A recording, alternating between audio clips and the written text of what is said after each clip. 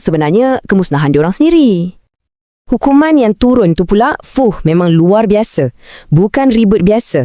Angin tu datang menderu tanpa henti selama 7 malam dan 8 hari berturut-turut. Tak ada henti, tak ada rehat. Hanya ketakutannya berterusan siang dan malam. Dan kekuatan angin tu memang tak dapat nak bayang. Ia sangat-sangat kuat sampai boleh cabut manusia dari tanah macam cabut tunggul pokok kurma yang dah reput. Ia hancurkan setiap kesan tamadun hebat diorang. Semuanya, bangunan tinggi, istana megah, hancur lebur. Tapi, dalam kemusnahan total ni, ada yang selamat.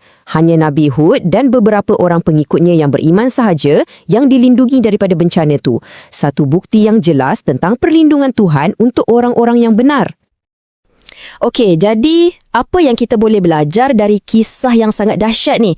Jom kita simpulkan pengajaran utamanya. Sebab cerita ni memang diceritakan sebagai satu iktibar yang kekal untuk semua zaman. Intipati pengajarannya sangat-sangat jelas kan?